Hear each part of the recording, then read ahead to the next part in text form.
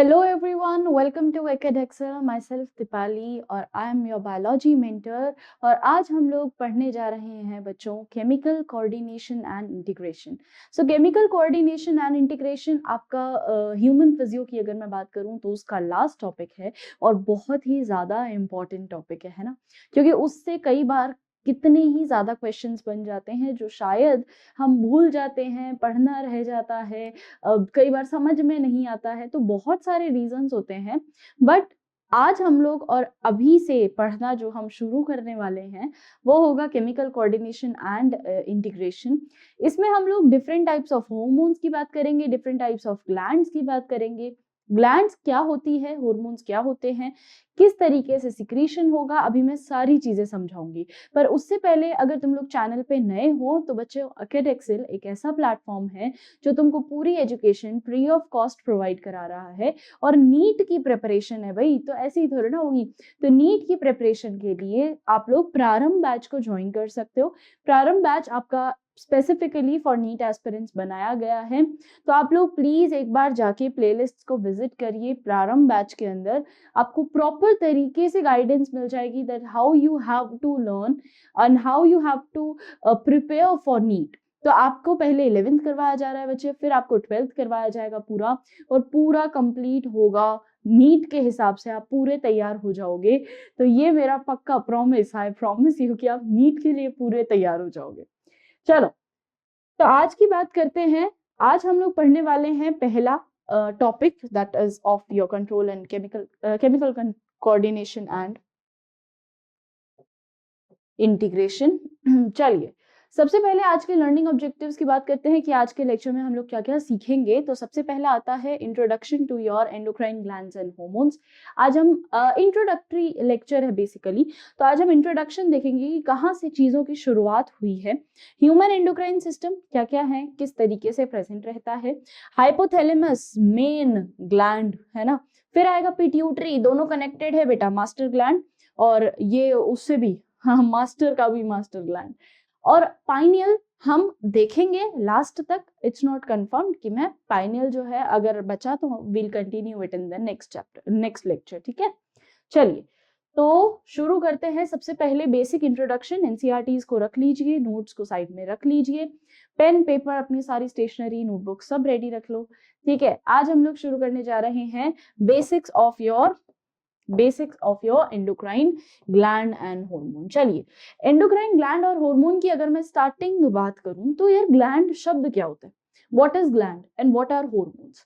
Glands कुछ specialised cells होती है बच्चे जो कि हार्मोन्स प्रोड्यूस करती है। सो ग्लैंड्स वो स्पेशलाइज्ड सेल्स होंगी जो कि कुछ सर्टेन हार्मोन रिलीज करेगी, कुछ स्पेसिफिक हार्मोन्स रिलीज करेगी।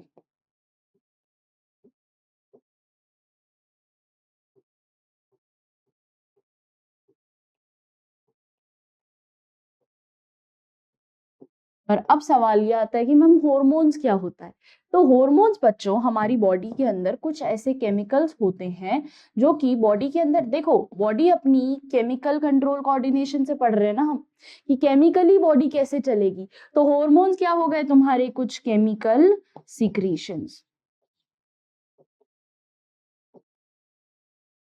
तो हुआ क्या, मैं तुमको आराम से समझना ये चीज, तुम्हारी बॉडी नर्वस सिस्टम के कंट्रोल में है, ठीक है। न्यूरल कंट्रोल कोऑर्डिनेशन हम पढ़ चुके हैं।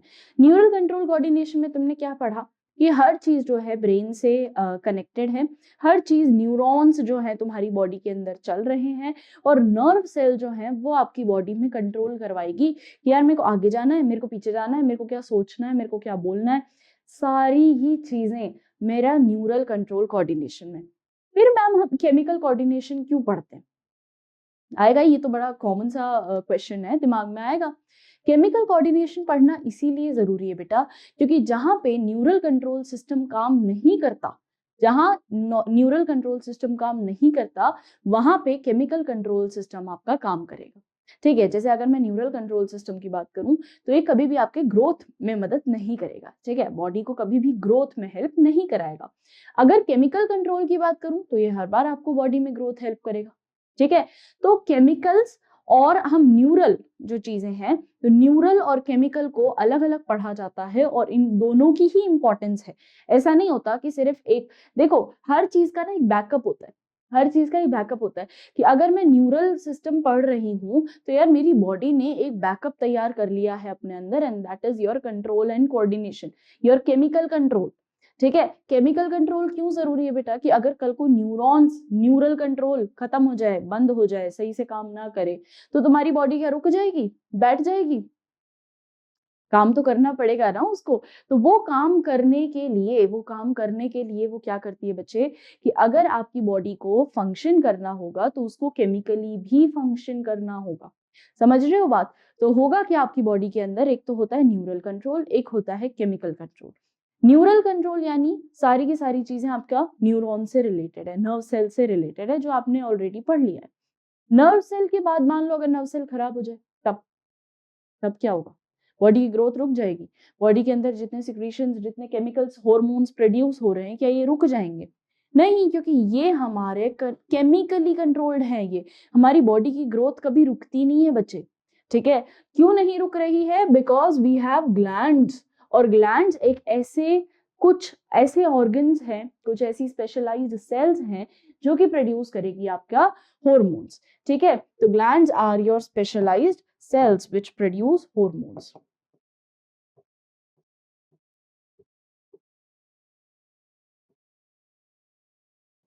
Specialized cells forming a specialized organ that is called your gland, and gland will produce certain kind of hormones. और hormones आपकी बॉडी के अंदर ग्रोथ करवाएंगे, hormones आपकी बॉडी के अंदर डिफरेंट चेंजेस करवाएंगे, जो आपको पता लगेगा। और हम इस पूरे चैप्टर के अंदर इन्हीं ग्लैंड हार्मोन के बीच में चलते रहेंगे। ठीक है, चलिए अब पढ़ते हैं अपन। अब देखो, अब ग्लैंड्स की अगर मैं बात करूं तो ग्लैंड दो तरीके से हो सकती है। ठीक है, फ्लो चार्ट पे आते हैं। एनसीईआरटी को समझने के लिए एक फ्लो चार्ट समझ लो, ताकि तुमको प्रॉपर तरीके से समझ में आ जाएगा कि एनसीईआरटी कहना क्या चाह रही है। सो अगर मैं ग्लैंड को देखूं,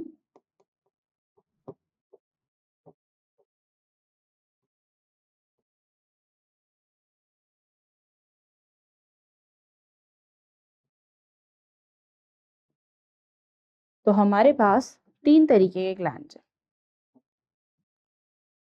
हैं। Endocrine,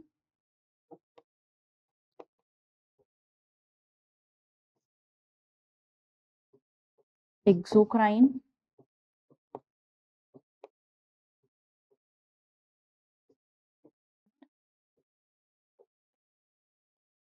heterocrine. Sorry, exocrine, endocrine and heterocrine. सबसे पहले बात करते हैं एंडोक्राइन की। एंडो मतलब होता है इनसाइड, एंडो मींस इनसाइड, तो इट इज इनसाइड ब्लड, यानी hormones released, hormones released inside blood. देखो बच्चे, अगर कोई केमिकल रिलीज हो रहा है मेरी बॉडी के अंदर, तो वो कहाँ से कहाँ जाएगा? वो ऐसे स्पेसिफिक ऑर्गन से दूसरे स्पेसिफिक ऑर्गन तक ही तो जाएगा। सोच के देखना ये चीज यहाँ पे। अगर मैं बोल रही हूँ ग्लैंड्स होती है, ग्लैंड्स आर स्पेशलाइज्ड सेल, और एक सेल थोड़ी ना होगी, बहुत सारे cluster of cell which will form tissue, cluster of tissue which will form organ. तो एक ऐसा ऑर्गन है जो कि हार्मोन बनाएगा। ठीक है, एक ऐसा ऑर्गन है जो कि हार्मोन बनाएगा, और जो हार्मोन बनाएगा इसके अंदर बहुत सारा हार्मोन है, तो हार्मोन प्रोड्यूसिंग ऑर्गन को हम क्या बोलते हैं? ग्लैंड। और ये ग्लैंड ऑब्वियसली सिक्रीट करेगी, यानी ये रिलीज कर देगी इस हार्मोन को। और ये रिलीज्ड हार्मोन कहाँ तक पहुंचेगा बच्चे? ये कहाँ तक पहुंचना चाहिए? जहां पे इसकी रिक्वायरमेंट है, जहां पे इसको हम कहते हैं टारगेटेड साइट, इसको हम क्या कहते हैं? Targeted site. तो यहाँ दूसरे ग्लैंड तक ये पहुंचना चाहिए, दूसरे ऑर्गन तक ये पहुंचना चाहिए। ठीक है, तो एक ऑर्गन से दूसरे ऑर्गन तक पहुंचने, इसको हम कहते हैं टारगेटेड ऑर्गन।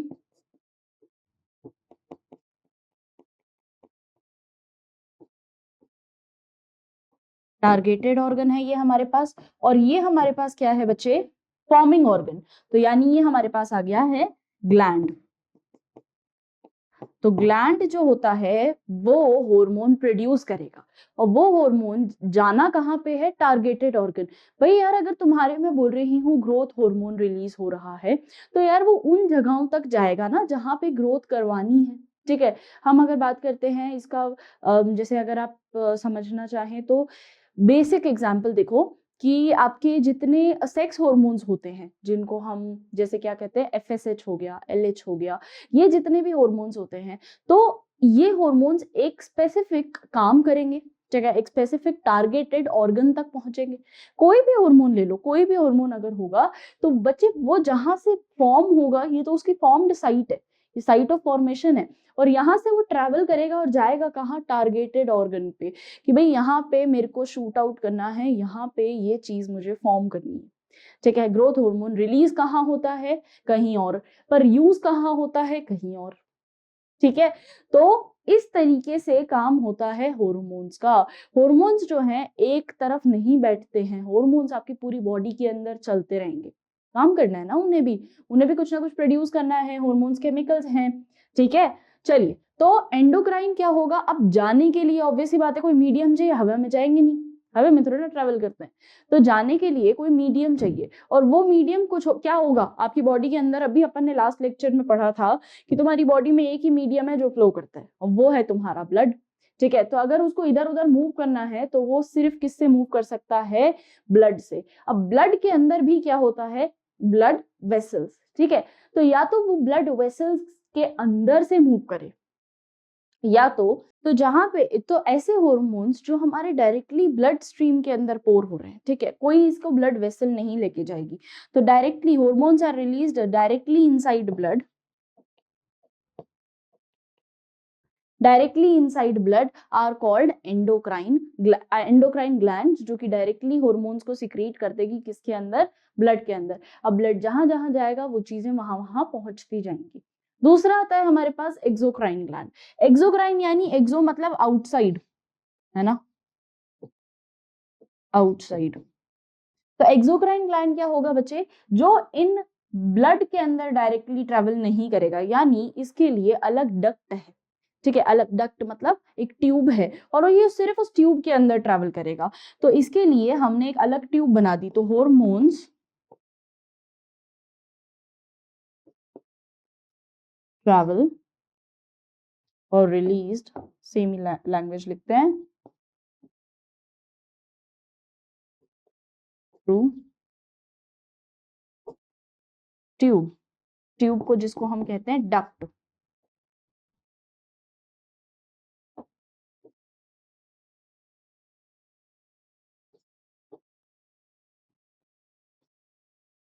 ठीक है, डक्ट मतलब ट्यूब, उस ट्यूब के अंदर अगर चल रहा है तो इनको हम कहते हैं डक्टेड ग्लैंड्स, और इनको हम कहते हैं डक्टलेस ग्लैंड्स।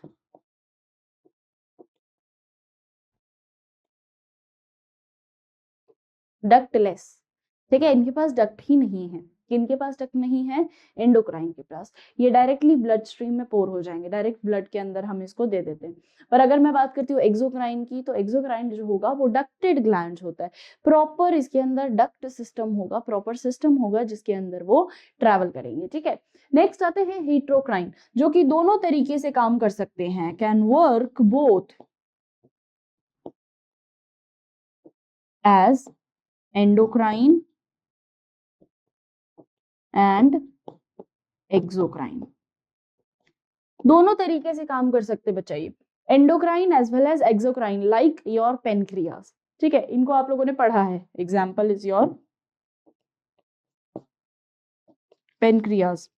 पेनक्रियास क्या करता है, पेनक्रियास आपका दोनों तरीके से रिलीज होता है, डक्ट में भी रिलीज होगा और डक्ट लेस भी रिलीज होता है। तो वो जब हार्मोन रिलीज करता है इंसुलिन तब, और एक जब वो डाइजेस्टिव एंजाइम, डाइजेस्टिव जूसेस जब रिलीज करता है तब। तो हम दोनों ही चीजें पढ़ते हैं इसमें, ये एंडोक्राइन भी है, ये एक्सोक्राइन भी है। क्लियर है बात। तो यहाँ अपने पास तीन तरीके की ग्लैंड्स आ जाती हैं, जो ग्लैंड्स किस पे डिपेंडेंट है, on the basis of the hormone what they secrete. Hormone जैसा सिक्रीट करेगी वो किस हिसाब से होगा, या तो वो ब्लड में होगा या फिर वो डक्ट में होगा। अगर डक्ट में होता है तो हम उसको बोलेंगे एक्सोक्राइन, अगर डायरेक्ट ब्लड के अंदर पोर कर दिया तो उसको हम कहेंगे एंडोक्राइन, और अगर दोनों तरीके से कर रहा है उसको हम कहेंगे हेट्रोक्राइन। ठीक है, क्लियर है? चल, तो अब तुमको लैंग्वेज समझ में आएगी। एंडोक्राइन ग्लैंड्स लैक डक्ट्स, अब समझ में आया क्यों बोल रहा है ये एंडोक्राइन ग्लैंड लैक डक्ट्स? इसके पास डक्ट ही नहीं होती, and are hence called ductless glands. Ductless glands कहते हैं बेटा इनको, क्योंकि इनके अंदर ग्लैंड्स ही नहीं होती। ग्लैंड्स क्या होते हैं? छोटे छोटे पाइप्स हैं, इनके अंदर पाइप्स नहीं है। Their secretions are called hormones, और ग्लैंड जो सिक्रीट करते हैं इनको हम हॉर्मोन्स कहते हैं। The classical definition of hormone is chemical produced by endocrine glands and released into blood and transported to the distantly located target, has current scientific definition as hormones are non-nutrient chemicals which act as intercellular messengers and are produced in trace amount. देखो भाई, बहुत सारी definitions आई हैं। Currently जो definition चलती है hormones की, पहले तो ये डेफिनेशन भी चल सकती थी, ठीक है, पर ये स्पेसिफिकली एंडोक्राइन के लिए बोल रहा है, एक्सोक्राइन की तो कहीं बात ही नहीं कर रहा। तो इस डेफिनेशन के मुताबिक तो ये बात हो गई कि भाई ये तो सिर्फ एक ही तरीके की ग्लैंड्स है। ये एंडोक्राइन एक्सोक्राइन दोनों हो सकती है ना बेटा, तो दोनों हो सकती है, इसका मतलब हॉर्मोन्स ऐसे नॉन न्यूट्रिएंट केमिकल्स हैं, इनके अंदर कोई न्यूट्रिशन नहीं है। ठीक है, ये बात ध्यान में रखना, कोई न्यूट्रिशन नहीं होते हॉर्मोन्स के अंदर, ये नॉन न्यूट्रिएंट केमिकल्स होते हैं जो कि ट्रैवल करते हैं इंटरसेल्यूलर मैसेंजर्स। क्या कर रहे हैं? एक मैसेज ही तो लेके जा रहे हैं हॉर्मोन्स। सिक्रीशंस क्या कर रहे हैं बच्चे? एक जगह से फॉर्म हो रहे हैं, मैसेज लेते हैं कि हमको काम क्या करना है, दूसरी जगह जाते हैं टारगेटेड साइट पे, वहां जाके बोल देते हैं भाई तेको ग्रोथ करना है, सिंपल। या तेको किसी भी चीज का, जैसे एड्रीनल है, एड्रीनल ग्लैंड, एड्रीनलाइन प्रोड्यूस करना है, ठीक है, एड्रीनलाइन हार्मोन क्या करेगा, उसको जाके फाइट एंड फ्लाइट का रिस्पॉन्स देगा, भाई देखो भागना है टारगेटेड साइट पे जाके। तो ये जो चीज आ रही है, ये एक चीज फॉर्म कर रही है, दूसरे ट्रैवल कर रहे हैं, और वहां तक पहुंचना, इस ट्रैवलिंग वाले टाइम पे हमने सिस्टम पढ़ लिए, और जो ट्रैवल कर रहा है वो हमारे पास आ जाता है हार्मोन। तो ये ऐसे हार्मोन्स है, बेसिकली मैसेंजर्स है ना। वो हैरी पॉटर में आता था ना, उड़ता हुआ उसका आउल, तो वो मैसेंजर है, तो ये मैसेंजर है, तो ये मैसेंजर है जो कि आगे इधर उधर ट्रैवल करेंगे। And are produced in trace amount, limited quantity में प्रोड्यूस होते हैं, भंडारा नहीं है, सारे के सारे एक साथ नदियां नहीं बहेगी हार्मोन्स की, एक स्पेसिफिक ट्रेस्ड अमाउंट में ये प्रोड्यूस होंगे। ठीक है, the new definition covers a number of new molecules in addition to the hormone secreted by organized endocrine gland। endocrine gland जो होंगी hormone produce करेगी।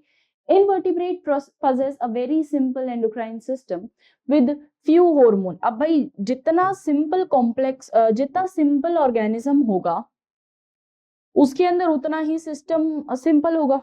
ये बात कोई आज की चीज नहीं है, ये आज तुम हार्मोन में पढ़ रहे हो, पिछली बार तुमने ब्लड में पढ़ा था, उससे पिछली बार तुमने रेस्पिरेशन में पढ़ा था कि यार जितना सिंपल ऑर्गेनिज्म होगा उसका उतना ही सिंपल साधारण तरीके से उसका बॉडी जितने भी प्रोसेसेस हैं वो कंप्लीट करेगा, बड़ा ही आसान।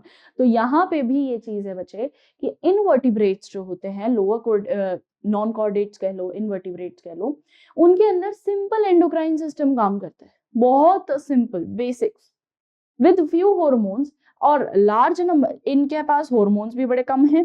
ठीक है, हॉर्मोन्स बहुत कम होते हैं, जबकि अगर मैं कॉम्प्लेक्सिटी पे चली जाऊंगी, है ना, क्योंकि बहुत सारे हॉर्मोन्स तो उसके पास होंगे ना जिसके पास कॉम्प्लेक्सिटी होगी, और कॉम्प्लेक्सिटी किसके पास होती है? वर्टिब्रेट्स के पास, हायर कॉर्डेट्स के पास, तो which provide coordination in vertebrates. तो बहुत सारे केमिकल्स होते हैं, बहुत सारे हॉर्मोन्स आपको पढ़ने को मिलेंगे कॉर्डेट्स के अंदर। इनवर्टिब्रेटा के हार्मोन सिस्टम पढ़ने जाओगे, गिने चुने मिलेंगे, बहुत कम, क्योंकि होता ही नहीं है, इतना छोटा सा आदमी है, इतना छोटा सा प्लांट वो ऑर्गेनिज्म है, क्या कर लेगा वो। ठीक है, human endocrine system is described. Okay, human endocrine system देखो, the endocrine glands and the hormone producing diffused tissue cell located in different parts of the body constitute the endocrine system. भाई human endocrine system है क्या? कि कोई चीज इधर से उधर होनी है, केमिकल्स इधर से उधर होने हैं, और अपनी बॉडी के अंदर कैसे जाएंगे बेटा? डिफ्यूजन, ठीक है, सिंपल डिफ्यूजन से। डिफ्यूजन म्हणजे मतलब हायर कंसेंट्रेशन से लोअर कंसेंट्रेशन में चीजों को जाना है, ठीक है। चीजें अपनी हायर कंसेंट्रेशन से लोअर कंसेंट्रेशन की तरफ जाती है, तरफ मूव होती है। पिट्यूटरी, अब देखो भाई अलग अलग तरीके के नाम देख लो जिनको तुम्हें आगे पढ़ना है ना। अभी तो सिर्फ नाम आ रहे हैं, आगे तुम्हें इनके नाम के साथ इनका काम भी पढ़ना है। पिट्यूटरी हो गया, पाइनियल हो गया, thyroid, adrenal, pancreas, parathyroid, thymus, gonads जो टेस्टिस मेल्स के अंदर और ovary in females, are organised endocrine bodies in our body. ये क्या है बेटा जी, ये देखो सारे दिख रहे हैं, सारे दिख रहे हैं। 3 तो इसके अंदर से तुम्हारे ब्रेन के अंदर लोकेटेड है। ब्रेन ऐसे ही नहीं कहा जाता है कि ब्रेन जो है आपका कंट्रोल सेंटर यूनिट, इतना important crucial part of your whole body, इसको ऐसे ही नहीं बोला है, because it do carry some essential things which require safety, ठीक है। हाइपोथैलेमस सबसे पहला हम पढ़ेंगे, जिसको अभी पिट्यूटरी को आज हम पढ़ेंगे, पाइनियल, तीनों ही चीजें आपके ब्रेन में लोकेटेड है। फिर आ जाते हैं नेक रीजन पे, तो थायराइड, पैराथायराइड नेक रीजन में प्रेजेंट होता है। थाइमस थोड़ा सा आपका चेस्ट रीजन में आ जाता है। फिर पेनक्रियाज के बारे में सबने सुना ही है, इंसुलिन वगैरह सिक्रीट करना। एड्रीनल किडनी के ऊपर लोकेटेड है, और मेल्स में होते हैं टेस्टिस, ओवरीज होती हैं फीमेल्स में जो लोअर एब्डोमेन में प्रेजेंट होंगी, ठीक है। Next, in addition to these some other organs, जैसे कि example gastrointestinal tract, liver, kidney, heart also produce hormone. A brief account of structure and function of all the major endocrine and hypothalamus of the human body is given in the following section. चलिए पढ़ते हैं। सबसे पहला hypothalamus. Hypothalamus महा important आदमी। अच्छा पता है, इसका सिस्टम तो मैं बड़ा ही सिंपल समझाती हूँ। होगा क्या, तुम्हारे पास, तुमको 3 बताया ना अभी, ब्रेन में कितने लोकेटेड है ऑर्गन, ये ग्लैंड्स 3, ठीक है। हाइपोथैलेमस ग्लैंड ब्रेन में है, पिट्यूटरी ग्लैंड ब्रेन में है, पाइनियल ग्लैंड ब्रेन में, ठीक है। ऐसे दिमाग लगाना थोड़ा सा, क्योंकि यही 1-2 चीजें यही है जिसमें सबसे ज्यादा बच्चा कंफ्यूज होता है। मैं नहीं चाहती कि तुम लोग भी कंफ्यूज हो, तो हम उसको इस तरीके से समझेंगे कि हाइपोथैलेमस सबको कंट्रोल करे बैठे, ठीक है। प्रिंसिपल होता है कोई भी स्कूल का प्रिंसिपल होता है, तुम्हारी स्कूल का एक प्रिंसिपल है, ठीक है। हाइपोथैलेमस वो प्रिंसिपल है। हाइपोथैलेमस एक ऐसा प्रिंसिपल है कि अगर इसने कोई काम, इसको पता लग जाती है हर चीज की, यहाँ ये गड़बड़ है, यहाँ ये गड़बड़ है, तो वो मास्टर ग्लैंड का भी मास्टर है, ठीक है, वो हेड मास्टर है, ठीक। वो सब चीजें सुपरवाइज कर रहा है, कौन, हाइपोथैलेमस, ठीक। सेकंड इसके नीचे आता है आपका वाइस प्रिंसिपल कह लो या कुछ भी, इंचार्ज कह लो, है ना। तो वो इंचार्ज कौन हो गया आपका, पिट्यूटरी जिसको हम कहते हैं master gland. Pituitary is again very important, पर पिट्यूटरी और हाइपोथैलेमस इन दोनों में तो कुछ ना कुछ कनेक्शन होगा, और यही बच्चा सबसे ज्यादा अटकता है। पिट्यूटरी और हाइपोथैलेमस में कनेक्शन होता है, और पिट्यूटरी और हाइपोथैलेमस में कनेक्टिंग, ये दोनों बहुत कनेक्टिव भी होते हैं। अभी हम सब चीजें देखेंगे, ठीक है। तो जब मैं हाइपोथैलेमस पढ़ाऊंगी, मैं कुछ चीजें पिट्यूटरी की भी बताऊंगी, फिर वापस अपन हाइपोथैलेमस पे आएंगे, फिर पिट्यूटरी पे जाएंगे, ठीक है। तो ये दोनों साथ में कंबाइंड आपको मैं समझाने वाली हूँ। चलो सबसे पहले देखते हैं, hypothalamus is the part of diencephalon. Diencephalon आपका फोर ब्रेन का पार्ट होता है बेटा, है ना, which is found at the base of the brain. तो बेसिक पोजीशन की अगर मैं बात करूं तो ये कहां पे प्रेजेंट रहेगा, बेस ऑफ द ब्रेन में, और बेस फोर ब्रेन के बेस में, सिंपल भाषा में लोकेटेड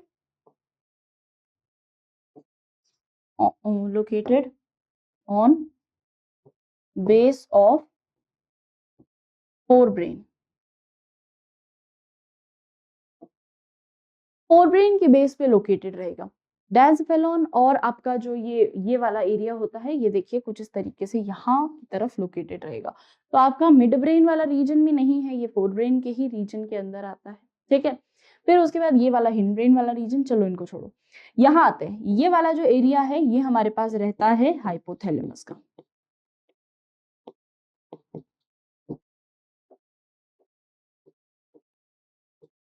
ठीक है। ये एरिया रहता है आपके पास हाइपोथैलेमस। हाइपोथैलेमस कनेक्टेड रहता है पिट्यूटरी से, ये कनेक्शन है, ये देखो, ये आपका हाइपोथैलेमस, ठीक है। हाइपोथैलेमस कनेक्टेड रहेगा बेटा जी आपके ये पिट्यूटरी से।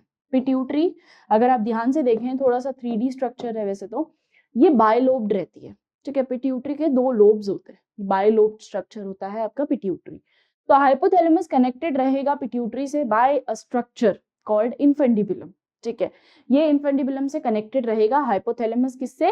पिट्यूटरी से। अभी अपन 2 पिट्यूटरी के लोब्स हैं, दोनों पिट्यूटरी की अगर मैं लोब्स की बात करूं तो एक होता है इंटीरियर पिट्यूटरी लोब और दूसरा होता है पोस्टीरियर पिट्यूटरी लोब, और दोनों अलग अलग काम करेंगे। इंटीरियर लोब अलग काम करेगा, पोस्टीरियर लोब अलग काम करेगा। चलो देखते हैं। Okay, so as you know, hypothalamus is the basal part of diencephalon. Diencephalon का तो basal part है ही, forebrain का ये basal part है यानी, and it regulates a wide spectrum of body function. It contains several group of neurosecretory cells. Neurosecretory cells यानी जो भी मैसेज जाएगा वो सभी मैसेज भेजने का काम आपका हाइपोथैलेमस करता है, ठीक है। तो जो भी कोई भी करिकुलम अगर नया सिस्टम अगर शुरू होना है, उसका मैसेज सबसे पहले प्रिंसिपल जो होगा वो देगा टीचर्स को, है ना। फिर तुम तक आएगी बात, तुम्हें एकदम लास्ट में दिया है पदवी स्कूल में, स्टूडेंट तक एकदम लास्ट में आता है कि भाई अब एग्जाम शुरू करने हैं, तो वो डिसीजन किसका है? प्रिंसिपल का। फिर उसको इम्प्लाई करने के लिए कौन बैठा है? टीचर्स, और फिर उसके बाद आप तक आएगा, है ना। तो यहाँ पे भी वही चीज है। तो ये सेवरल ग्रुप, इसके अंदर बहुत सारे न्यूरोसिक्रेटरी सेल्स होते हैं। न्यूरोसिक्रेटरी सेल्स मतलब जो ऑर्डर देने का काम करेंगे कि तुम्हें ये काम करना है, called nuclei which are produced which produce hormones. होता क्या है बच्चे, इनके अंदर बहुत सारे न्यूरोसिक्रेटरी हॉर्मोन्स होते हैं। बना के दिखाऊं थोड़ा सा, तो कुछ इस तरीके के न्यूरॉन जैसे ही होते हैं, जैसे आपका ये न्यूरॉन होता है, इसी न्यूरॉन जैसे ही होंगे, वही सेम न्यूरो सेल्स होंगे और वो इस तरीके से कनेक्टेड रहते हैं, ठीक है। तो ये न्यूरोसिक्रेटरी हॉर्मोन्स ही होते हैं, सेल्स होती है, और वो सेल्स क्या काम करेंगी? वो सेल आपके हार्मोन को प्रोड्यूस करेगी, ठीक है। तो sales produce certain hormones. These hormones regulate and synthesize the secretion of pituitary hormone. अब ये क्या काम करेगा?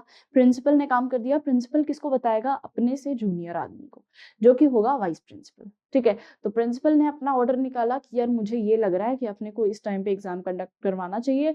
ये बात उसने जाके बता दी वाइस प्रिंसिपल को कि अब आप आगे बात फैला दो, ठीक है। तो ये जाके किसको बताता है बच्चे? आपके पिट्यूटरी हार्मोन को। However, the hormone produced by hypothalamus are of two types. अभी भी 2 तरीके के हार्मोन प्रोड्यूस ये करेगा। एक तो करता है ये रिलीजिंग हार्मोन प्रोड्यूस, जो कि हर चीज रिलीज करने का काम करता है। 2 तरीके के हाइपोथैलेमस ने क्या किया? सिक्रीशंस प्रोड्यूस किए। चलो इसको बनाते हैं। Hypothalamus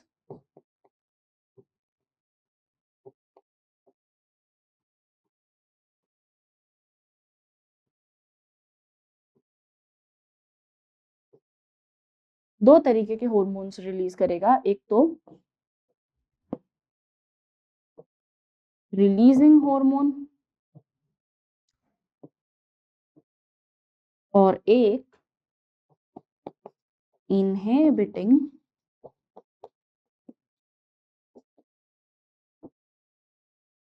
hormone. रिलीजिंग हार्मोन और इनहिबिटिंग हार्मोन। रिलीजिंग हार्मोन क्या होता है? हर चीज रिलीज करने का काम करता है, ठीक है। जैसे कि ग्रोथ रिलीज करने का काम, मतलब ये हार्मोन बेसिक ऐसे हार्मोन्स जो कि सिर्फ रिलीज होने के लिए ही आए हैं, ठीक है। कंटिन्यू सप्लाई होते रहेंगे, बेसिक ऐसा ऐसा समझना, कंटिन्यूस सप्लाई होते रहेंगे। तो रिलीजिंग हार्मोन क्या है? जो कंटिन्यूअसली सप्लाई होता रहेगा, रिलीज होता रहेगा। रिलीज होना यानी कि जैसे कि for example your growth hormone. Growth hormone क्या होता है कि कंटिन्यूअसली रिलीज होता रहेगा। पर अगर यार सोच के देखना, कंटिन्यूअसली एक हार्मोन रिलीज होता जा रहा है तो वो कुछ ना कुछ तो नेगेटिव इंपैक्ट डालेगा हमारी body. See, excess of everything is wrong, है ना। कमी भी नहीं होनी चाहिए, एक्सेस भी नहीं होना चाहिए। हमको एक जो लेवल है उसको मेंटेन करके रखना है। ग्रोथ हार्मोन क्या करेगा? आपकी बॉडी के अंदर कंटिन्यूअस अगर ग्रोथ हार्मोन प्रोड्यूस होता रहा तो जाइजेंटिज्म फेस करना पड़ सकता है। बहुत बड़े बड़े बड़े बड़े हो जाते हैं, वो बहुत दिक्कत देते हैं, है ना। कई बार मेनी मेनी टाइम्स वो फेटल हो जाता है, ठीक है, तो जाइजेंटिज्म जैसी बीमारी हो सकती है, या अगर कम प्रोड्यूस हुआ तो उससे अलग दिक्कत हो सकती है। तो बेसिकली एक लिमिट में उसको रिलीज होना है ना, और उस लिमिट का ध्यान कौन रखने बैठा है? Inhibiting hormone. तो जहां पे ग्रोथ हार्मोन रिलीज होगा, ग्रोथ हार्मोन रिलीजिंग हार्मोन को हम कहते हैं GRH, रिलीजिंग हार्मोन, यहाँ पे ये इनहिबिट करेगा, स्टॉप्स, जैसे कि एग्जाम्पल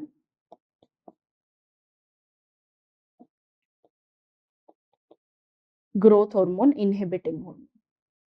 ग्रोथ हार्मोन एक तो रिलीजिंग हार्मोन है जो कि बॉडी में कंटिन्यूअसली रिलीज होता जाएगा, और रिलीज को स्टॉप करने का, इनहिबिट करने का काम कौन करेगा? Growth hormone, inhibiting hormone. ठीक है, एक तो रिलीज हो रहा है, एक इनहिबिट कर रहा है। तो आपके हाइपोथैलेमस के पास दोनों चीजें होती है, वो रिलीजिंग हार्मोन भी रखता है, वो इनहिबिटिंग हार्मोन भी रखेगा। क्लियर है बात? चलो आगे। अब नेक्स्ट ये बोलता है see releasing hormone and the second are your inhibiting hormone which inhibit the secretion यानी stop, और which release stimulate यानी start। तो एक तो स्टार्ट कर रहा है, फॉर्मेशन कर रहा है, एक उसको स्टॉप कर रहा है, secretion of hormone. For example आ जाता है आपके पास hypothalamic hormone called gonadotropin releasing hormone. इसके बारे में हम पिट्यूटरी में भी पढ़ेंगे। पिट्यूटरी के इंटीरियर पिट्यूटरी लोब से एक हार्मोन रिलीजिंग होता है, गोनाडोट्रोपिन रिलीजिंग हार्मोन। ठीक है, गोनाडोट्रोपिन हार्मोन्स जो होते हैं वो हार्मोन्स आपके गोनाडल सेल्स, जिनको हम कहते हैं स्पर्म सेल या ओवा सेल, और उनके हार्मोन्स जैसे कि FSH और LH को सिक्रीट कब करना है, कितना करना है, उसमें रेगुलेशन का काम करता है। ठीक है, सो हाइपोथैलेमस का काम क्या होता है कि हाइपोथैलेमस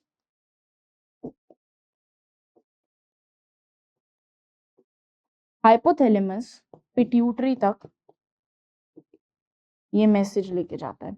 सो बेसिकली हाइपोथैलेमस क्या प्रोड्यूस करता है बेटा? गोनेडोट्रोपिन रिलीजिंग हार्मोन, जिसको हम कहते हैं GnRH, जो कि गोनेडोट्रोपिन नाम का एक हार्मोन रिलीज करता है।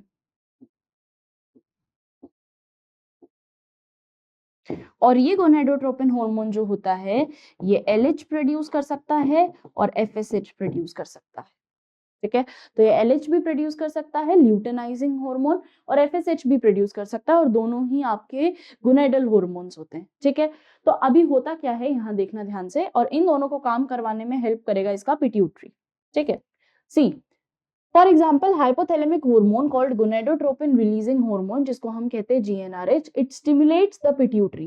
क्या करेगा? स्टिमुलेट मतलब स्टार्ट करना, ये वर्ड तुमको बहुत मिलेगा यहाँ पे। ठीक है, स्टार्ट करता है पिट्यूटरी का सिंथेसिस एंड रिलीज ऑफ गोनेडोट्रोपिन्स जो कि पिट्यूटरी रिलीज करेगी। तो हाइपोथैलेमस ने क्या किया? गोनेडोट्रोपिन रिलीजिंग हार्मोन एक ऐसे समझो ऑर्डर जारी किया है कि एग्जाम होने हैं, है ना। एग्जाम को बनाने का काम कौन करेगा? पेपर्स कौन सेट करेगा? ये वाइस प्रिंसिपल डिसाइड करेगा।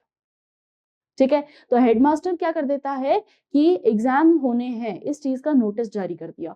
पिट्यूटरी ने क्या किया? क्योंकि पिट्यूटरी था अपना वाइस प्रिंसिपल, तो इसने क्या किया कि एग्जाम कब, मतलब क्या पेपर पैटर्न रहेगा, क्या चीजें रहेगी, पेपर बना के देना है, ये सब काम इसने कर दिया। ठीक है, अब उसके बाद क्वेश्चंस कौन ऐड करेगा वो आगे जाना, वो आगे टीचर्स पे काम डाल दिया। तो इस तरीके से इसकी हायरार्की, इस तरीके से इसको सीरीज चलती है। ठीक है, तो हाइपोथैलेमस इज योर हेडमास्टर। तो हाइपोथैलेमस ने क्या किया? हाइपोथैलेमस ने एक रिलीजिंग हार्मोन रिलीज कर दिया, जिसको हम कहते हैं गोनेडोट्रोपिन रिलीजिंग हार्मोन। ठीक है, अब ये रिलीजिंग हार्मोन क्या चीज रिलीज कर रहा है? गोनेडोट्रोपिन। गोनेडोट्रोपिन रिलीज कर रहा है, जो कि आगे क्या काम करेगा? आपके दो हार्मोन्स को रेगुलेट करेगा। चलो, ऑन द अदर हैंड सोमेटोस्टेट, ये दूसरा।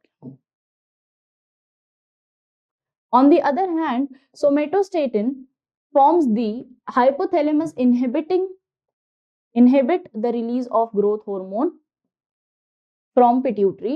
These hormones originating in the hypothalamic neuron pass to the axons and release from the nerve ending. These hormones reach the pituitary gland through the portal circulatory system.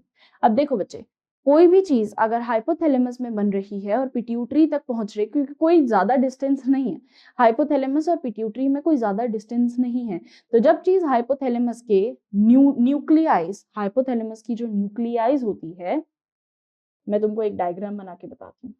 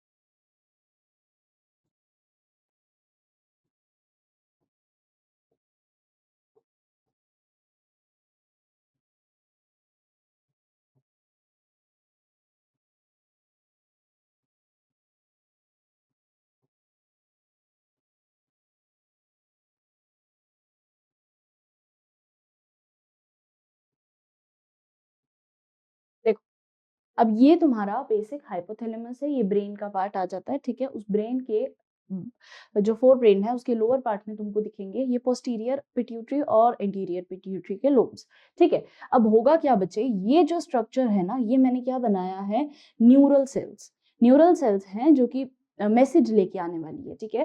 तो अब ये neural sales, कुछ neural sales जो होती है वो अपना synaptic and जो होगा उसको प्रॉपर तरीके से, इस तरीके से एंडिंग तक रखती है, एंडिंग तक रखती है, ठीक है।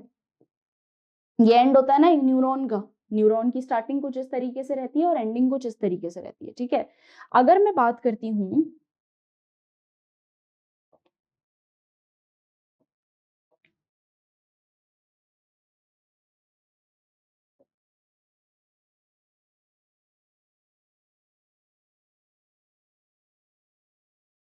अगर मैं बात करती हूँ कुछ ऐसे हॉर्मोन्स की, कुछ हॉर्मोन्स जो कि पोस्टीरियर पिट्यूटरी में जाते हैं, तो पोस्टीरियर पिट्यूटरी को ये चीज ध्यान रखना, ठीक है।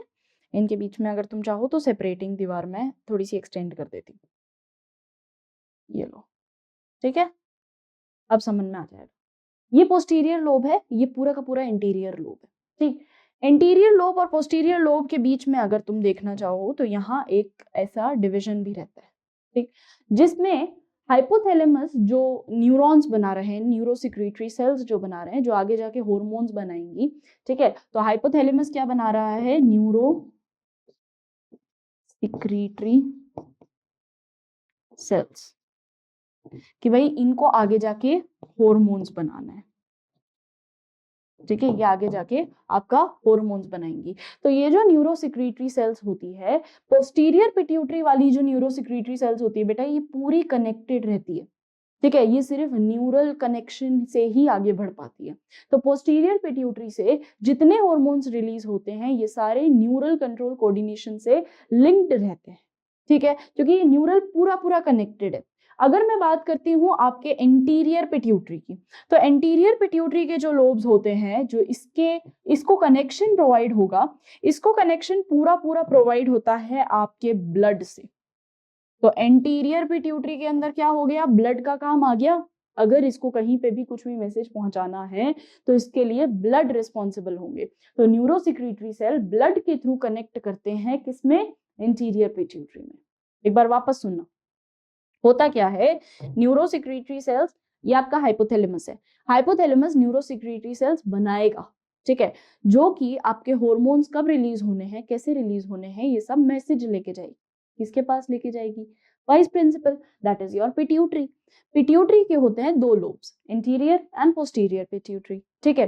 अब क्या होगा कि ये जो हाइपोथैलेमस के पास सेल्स हैं, इन सेल्स को हम कहते हैं न्यूक्लियस।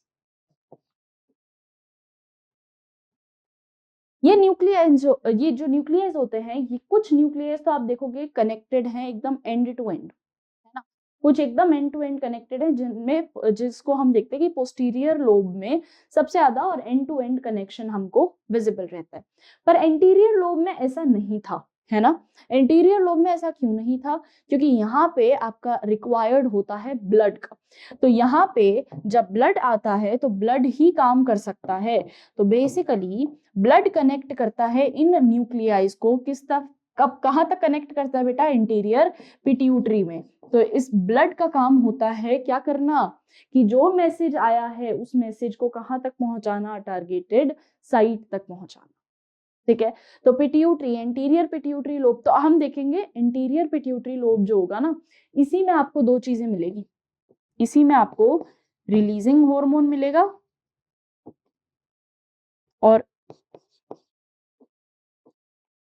और इसी में आपको इनहिबिटिंग हार्मोन मिलेगा। तो इसी में आपको दोनों चीजें मिलती है, रिलीजिंग हार्मोन भी एंटीरियर पिट्यूटरी में ही मिलेगा और इनहिबिटिंग हार्मोन भी एंटीरियर पिट्यूटरी में ही मिलेगा। तो अभी जो अपन सबसे ज्यादा पढ़ेंगे ना पिट्यूटरी के अंदर हॉर्मोन्स, आप एंटीरियर पिट्यूटरी के हॉर्मोन ज्यादातर पढ़ते हो, क्योंकि वो आते वही हैं और मेन भी वही होते हैं, क्योंकि वो ब्लड के थ्रू फ्लो हो रहे हैं। ठीक है, वो ब्लड से जो है फ्लो करवाएंगे। पोस्टीरियर पिट्यूटरी वाले सारे न्यूरल तरीके से फ्लो करवाते हैं। ठीक है, क्लियर है यहाँ तक ये बात? तो यही चीज को यहाँ पे बोलना चाह रहा है कि जब ये फ्लो होता है, इस फ्लो के लिए रिस्पॉन्सिबल क्या होता है? इस फ्लो के लिए एक portal system, portal circulatory system को हम देखते हैं। पोर्टल सर्कुलेटरी सिस्टम क्या होता है? ये मैंने बताया था आप लोगों को, अगर याद हो, हेपेटोपोर्टल सिस्टम हमने पढ़ा था बॉडी फ्लूइड सर्कुलेशन के अंदर, है ना। हेपेटोपोर्टल सिस्टम क्या होता था? ऑर्गन से ऑर्गन। देखो, अगर मैं सिंपल सिस्टम की बात करूं तो वो सिंपल सिस्टम क्या होगा कि एक ऑर्गन से चीज जा रही है और जाके, ऑर्गन भी नहीं, ऑर्गन लंग्स मान लो, है ना, तो ऑर्गन से चीज जा रही है आपके हार्ट तक, तो एक ऑर्गन कौन हो गया आपका? लंग्स हो गए।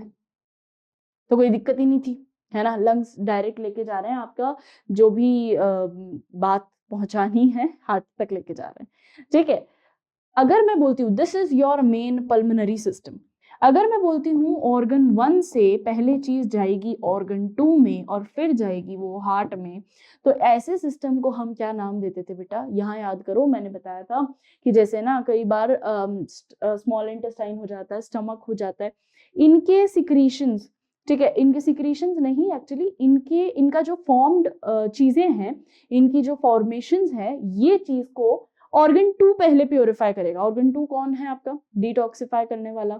ऑर्गन 2 में बैठा होता है आपका लिवर। ठीक है, तो जो चीज ऑर्गन 1 प्रोड्यूस कर रहा है वो पहले जाएगी ऑर्गन 2 के पास। तो ब्लड कहाँ जाएगा? पहले ऑर्गन 2 के पास। ऑर्गन 2 के पास जाके वो पूरा डिटॉक्सिफाई हो जाएगा कि भाई अब साफ हो गया, अब पहुंचाओ इसको हार्ट के पास। तो ये जो पोर्टल सिस्टम हमने देखा था दूसरे तरीके का, इसको हम कहते थे हेपेटो पोर्टल सिस्टम। अब हिपैटो वर्ड हमने कहाँ से लिया बेटा? ये तो लिवर का था ना, तो हमने लिवर, क्योंकि हमारे पास ऑर्गन 2 कौन है? मीडिएटर कौन है जो उसको डिटॉक्सिफाई करेगा? हिपैटो था, यानी लंग्स, अपना लिवर था। तो लिवर था तो हमने हिपैटो वर्ड लगा दिया। यहाँ तो लिवर है ही नहीं, तो हम क्या लगाएंगे? तो यहाँ का जो सिस्टम होता है वो भी सेम इसी तरीके का सिस्टम होता है, जिसको हम कहते हैं पोर्टल सर्कुलेटरी सिस्टम, जहां पे मीडिएटर ऑर्गन हमारा कौन काम करेगा? आपका पिट्यूटरी। ठीक है, तो ऑर्गन 2 में आपके पास आ जाता है पिट्यूटरी, और पिट्यूटरी आगे फर्दर लेके जाएगा। तो जो भी चीजें हैं वो बननी है, पता किसको लगेगा? पिट्यूटरी को। पिट्यूटरी आगे सप्लाई करेगा, पिट्यूटरी को पता लगेगा, फिर वो आगे सप्लाई होगी। तो हर चीज के बीच में मीडिएटर कौन बैठा है? आपका पिट्यूटरी। क्लियर? तो यहाँ पे मीडियम यानी O2 यानी आपका ऑर्गन 2 कौन रहेगा बेटा? Pituitary gland. इसको सब बात पता होगी कि कौन सी चीज कब कहाँ रिलीज हो रही है, इससे तो कभी भी पूछ सकता है ना हेडमास्टर। ठीक है, तो इसको भी सब बात पता है। चलिए, so these hormone reach the pituitary gland through a portal circulatory system and regulate the functions of anterior pituitary. The posterior pituitary is under the direct control of neural regulation of hypothalamus. देखो, ये वही बात बोल दिया ना, ये direct, बहुत important line है ये, पोस्टीरियर पिट्यूटरी जो है आपकी वो पूरी पूरी अंडर द इन्फ्लुएंस है कि उसको हाइपोथैलेमस ही कंट्रोल करेगा, और वो कैसे कंट्रोल करेगा, न्यूरल सिक्रीशन से। ठीक है, उसके एक्सॉन्स कनेक्टेड हैं परफेक्टली, तो वो न्यूरल सिक्रीशन से ही कनेक्टेड रहेगी। तो पोस्टीरियर पिट्यूटरी हमेशा न्यूरल सिक्रीशन से कनेक्टेड रहती है। ठीक है, वहीं पे अगर मैं बात करती हूँ एंटीरियर की, तो एंटीरियर पिट्यूटरी में आपको बीच का चैनल मिलता है। एंटीरियर पिट्यूटरी में कोई भी चीज आएगी, एंटीरियर पिट्यूटरी में जाएगी, फिर वो हाइपोथैलेमस तक पहुंचेगी। हाइपोथैलेमस की कोई भी बात होगी, एंटीरियर पिट्यूटरी तक आएगी, फिर उसके बाद आगे ऑर्गन्स में पहुंचेगी। तो ये ऐसा एक चैनल बना पड़ा है। ठीक है, तो बीच में मीडिएटर ऑर्गन कौन है आपका, एंटीरियर पिट्यूटरी। तो ऑर्गन 1 पिट्यूटरी इज सेकंड, और जिस ऑर्गन तक पहुंचना है that is your third organ. ठीक है, कि अब आप ये चीज सिक्रीट कर सकते हो। ठीक, तो इस तरीके से ही काम करता है। अच्छा, यहाँ पे भी देख सकते हो तुम, ये ऑर्गन 1 हो गया आपका हाइपोथैलेमस, पिट्यूटरी आपका ऑर्गन 2 हो गया, एलएच जो सिक्रीट करेगा वो तो बात की बात है, एलएच हो गया आपके पास ऑर्गन 3। तो इस तरीके से ये मीडिएटर कौन है इसमें बीच में, पिट्यूटरी। क्लियर। अब अगला आता है आपके पास pituitary gland, very important. Pituitary के बारे में अभी अपन पढ़ते हैं कैसे क्या कनेक्शन है पिट्यूटरी का और हाइपोथैलेमस का। So pituitary gland is located in a bony cavity called sella turcica. बहुत इंपॉर्टेंट नाम है, याद रखना, कई बार आ जाता है एमसीक्यू वगैरह में, याद नहीं रहता। And is attach to the hypothalamus by a stalk जिसको अपन बोलते हैं इनफंडिबुलम। ठीक है, तो एक स्टॉक एक डंडी से कनेक्टेड है। यहाँ देखो, ये पूरा हाइपोथैलेमस रीजन और ये आपका पिट्यूटरी रीजन, और उसको कनेक्ट करने के लिए ये पूरा आपके पास एक stock like structure. It is divided anatomically into एडिनोहाइपोफिसिस and neurohypophysis. एडिनोहाइपोफिसिस हो गया आपका एड्रीनल क्या, एडिनोहाइपोफिसिस हो गया आपका एंटीरियर पिट्यूटरी,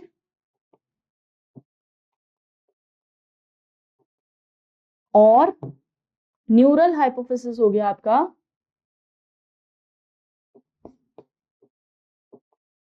पोस्टीरियर पिट्यूटरी। ठीक है, interior pituitary and this is your posterior pituitary. Next, अब अगर मैं बात करती हूँ, एक एक की बात करनी है अपन ने। ठीक है, तो सबसे पहले अपन बात कर देते हैं एडिनो हाइपोफिसिस की। ब्लू कलर से जितना मैं मार्क करूंगी वो उतना होगा एडिनो हाइपोफिसिस का। नाम याद रखने का तरीका है कि ए से इंटीरियर, ए से adeno hypophysis. Adeno hypophysis same उसी का नाम है, इंटीरियर पिट्यूटरी का। चलो, तो adeno hypophysis consist of 2 portion, pars distalis and pars intermedia sorry, pars distalis and pars intermedia. ठीक है, 2 पार्ट्स में ये डिवाइडेड रहेगी। चलिए, तो पार्स डिस्टेलिस और पार्स इंटरमीडिएटा में आपकी एंटीरियर पिट्यूटरी डिवाइडेड रहती है। Next, pars distalis is the region of pituitary commonly called anterior pituitary and produces growth hormone. कैसे हार्मोन्स रिलीज कर रही है बेटा, ग्रोथ हार्मोन, प्रोलैक्टिन हार्मोन। अभी अपन एक एक को इन डिटेल पढ़ेंगे। ग्रोथ हार्मोन आपका बेसिकली ग्रोथ मेंटेन करता है। प्रोलैक्टिन हार्मोन जो है वो मिल्क सिक्रीटिंग होता है।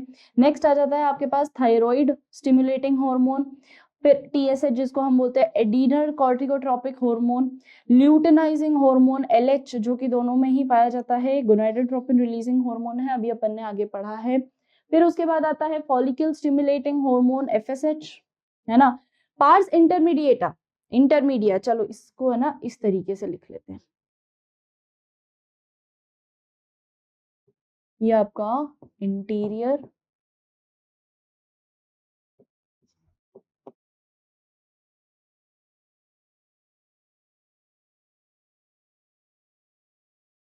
ये आपका इंटीरियर पिट्यूटरी,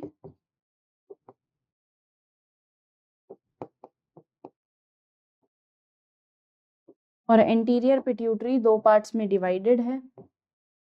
कौन से बेटा जी 2 पार्ट्स, पार्स डिस्टेलिस और पार्स इंटरमीडिया। ठीक है, पार्स डिस्टेलिस पार्स इंटरमीडिया। अब पार्स इंटरमीडिया और डिस्टेलिस के अंदर डिफरेंस सिर्फ इतना ही है कि जो पार्स डिस्टेलिस वाला रीजन होता है वो क्या रिलीज करेगा, आपका पार्स डिस्टेलिस वाला जो रीजन होता है वो सारे ही हॉर्मोन्स रिलीज करेगा जितने अभी अपन देख रहे हैं। ग्रोथ हार्मोन हो गया, एफएसएच हो गया, एलएच हो गया, थायराइड स्टिमुलेटिंग हार्मोन हो गया, सारी चीजें। पार्स इंटरमीडिएटा एक ही हार्मोन रिलीज करता है जो कि होता है melanocyte. Pars intermedia secretes only one hormone called melanocyte stimulating hormone, MSH जिसको बोलते हैं, जिसके कारण हम पिगमेंटेशन देखते हैं। मेलेनोसाइट्स कौन सी सेल्स होती है बेटा, मेलेनिन कंटेनिंग सेल्स होती है। सबका अपन देखते हैं ना ह्यूमन में जो बॉडी कलर है या हाँ बॉडी कलर बोल सकते हैं, बॉडी कलर डिफरेंट होता है, किसी में थोड़ा डार्क होता है, कॉम्प्लेक्शन जो होता है, स्किन टाइप, स्किन कलर, तो वो डिफरेंट होता है, किसी में डार्क होता है, किसी में लाइट होता है, and because it is because of melanin production. अब मेलेनिन बहुत एक इम्पॉर्टेंट हार्मोन है हमारी बॉडी का, और मेलेनिन प्रोडक्शन हमको यूवी रे से प्रोटेक्ट करता है। तो जो लोग डार्कर कॉम्प्लेक्शन के होते हैं उनमें ये मेलेनिन हार्मोन ज्यादा होता है, ठीक है, तो वो उनको चांसेस ज्यादा हैं कि उनको कैंसर नहीं होगा, तो प्रोटेक्टेड है वो, ठीक है, उनके पास डायरेक्ट अपनी ऑटोमेटिक जो है इम्यूनिटी डेवलप होगी, तो उनको कैंसर होने के बहुत कम चांसेस होते हैं क्योंकि उनको यूवी रेज जो होंगी वो इफेक्ट ही नहीं कर पाएंगी। तो ये आपका मेलेनिन हार्मोन रिलीज, जो मेलेनिन हार्मोन होता है, ये इसको अपन और डिटेल में भी पढ़ेंगे in upcoming classes of molecular basis of inheritance, उसमें तो प्रॉपर डिटेल में भी पढ़ेंगे हम।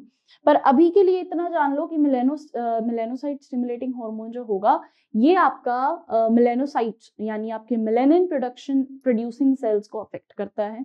मेलेनो प्रोड्यूसिंग सेल्स जो होंगी वो आपका स्किन कलर, स्किन टाइप को डिफाइन करेगी, ठीक है। Next, however in human pars intermediata is almost merged with the pars distalis, ज्यादा इतना ज्यादा डिस्टेंट नहीं होता, डिस्टेलिस और इंटरमीडिएटा बहुत ही ज्यादा क्लोजली रिलेटेड होते हैं, काफी ज्यादा कनेक्टेड रहते हैं, इसीलिए दोनों इंटीरियर पिट्यूटरी में ही हम काउंट करके पढ़ देते हैं, ठीक है। नेक्स्ट, न्यूरोहाइपोफिसिस, अब आ गया है नेक्स्ट पार्ट न्यूरोहाइपोफिसिस का। न्यूरोहाइपोफिसिस इज पार्स नर्वोसा, ये एक ही चीज है पोस्टीरियर पिट्यूटरी के पास,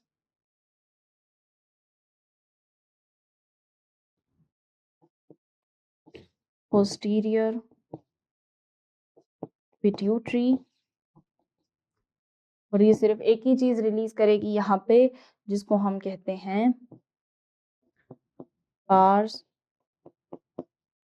nervosa. Pars nervosa, pars nervosa, posterior pituitary, neurohypophysis, ठीक है, एक ही चीज है सारी। Stores and release oxytocin, oxytocin is your, oxytocin is what, oxytocin is birth hormone, oxytocin is birth hormone. Oxytocin क्या करता है बच्चे, oxytocin during the time of parturition जो है, लैक्टेशन में हेल्प करना, पार्चुरेशन में हेल्प करना, ये सभी चीजें प्रेगनेंसी वाले टाइम पे ऑक्सीटोसिन बहुत ज्यादा काम आता है। तो ऑक्सीटोसिन को इन डिटेल हम लोग पढ़ने वाले हैं रिप्रोडक्शन इन ह्यूमंस में। अभी के लिए इतना जान लो कि ऑक्सीटोसिन बहुत एक इंपॉर्टेंट हार्मोन है और इसको बर्थ हार्मोन भी बोला जाता है। And vasopressin, vasopressin is your ADH। Vasopressin basically काम क्या करता है, ये काम तब होता है एंटी डायूरेटिक हार्मोन, जो कि काम कैसे करेगा कि तुम्हारी बॉडी के अंदर कई बार वाटर लेवल ज्यादा हो जाता है, ठीक है, वाटर लेवल ज्यादा हो जाने के कारण वाटर ढंग से रीएब्जॉर्ब नहीं होता, तो जो यूरिन होता है उसमें पानी ज्यादा पास आउट हो रहा है, ठीक है, कई बार ऐसा सिचुएशन आ जाता है जब यूरिन के साथ पानी एक्सेस अमाउंट में रिलीज हो रहा है जो बॉडी के लिए सही नहीं होता, तो जो वो एक्सेस अमाउंट में पानी जो रिलीज हो रहा है उसको रोकने के लिए हमारे पास हार्मोन होता है वेसोप्रेसिन, जो कि ढंग से रीएब्जॉर्ब करेगा पानी को, और इसी वेसोप्रेसिन को हम कहते हैं ADH, यानी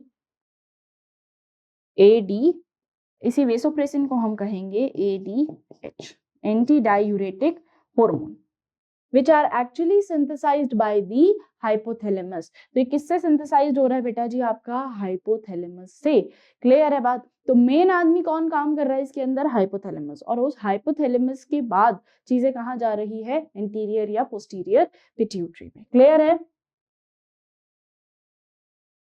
चलें आगे, नेक्स्ट पढ़ते हैं अगला आता है अपने पास ओवर सिक्रीशन ऑफ जीएच यानी ग्रोथ हार्मोन। अब थोड़ा सा हार्मोन्स को समझने की कोशिश करना। ग्रोथ हार्मोन क्या काम करेगा आपकी बॉडी में, आपकी जो बोन्स होती है ना, उस बोन्स के अंदर एक प्लेट होती है, ठीक है, जिसको हम कहते हैं आपके पास एक जो बोन होती है उसके अंदर एक प्लेट होती है। वो प्लेट बेसिकली हेल्प करती है आपकी बॉडी को ग्रो होने में। तभी तुम देखते हो ना, एकदम छोटा सा नन्ही मुन्नी बच्चे होते हैं और फिर उसके बाद एकदम से बड़े बड़े बन जाते हैं, एडल्ट्स में कन्वर्ट हो जाते हैं। तो ये जो एक हार्मोन है वही ऑब्वियसली हेल्प कर रहा है आपको इतना छोटा सा इन्फेंट से एडल्ट बनाने में। और उस हार्मोन के अंदर मेन हार्मोन जो काम करता है वो होता है GH. So what is GH? GH is growth hormone.